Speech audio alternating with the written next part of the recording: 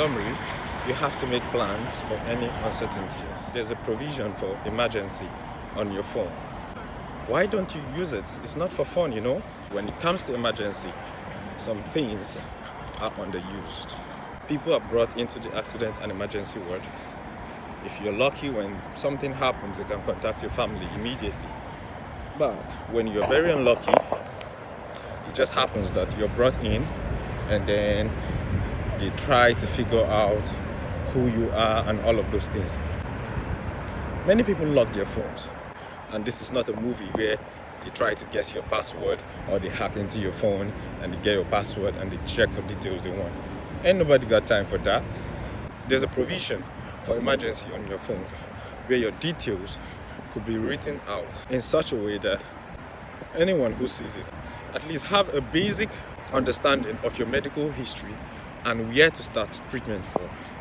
The information they need is there on the emergency. You don't have to unlock your phone or something like that. You have to utilize every resource you have. Your devices are really good. They can go a long way. You just have to see and utilize what is there.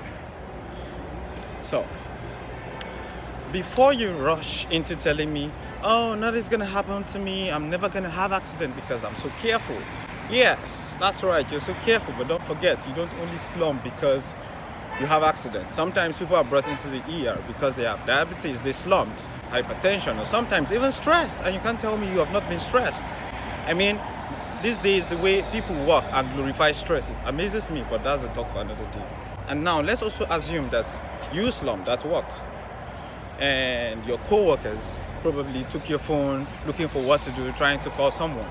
At least if they see that emergency part and see maybe a bit of your medical history, they can tell, okay, this is the reason why he slumped, or this is why he fell. And so we know what to do next. We know who to call. Do we call home first or we call the hospital first? Do you understand?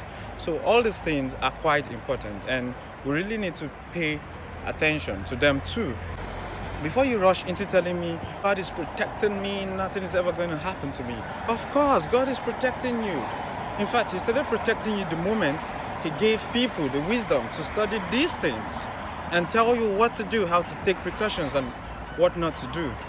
So yeah, God is protecting you. I mean, there are different kinds of miracles. Like you could get your miracle in church or you could get your miracle in the hospital. What matters is that you're now fine, right? The medicine is there for people who pray and people who don't pray. It's there for people who believe in miracles and people who don't believe in miracles. So for those of you who would not listen to what to do, the hospital is there for you.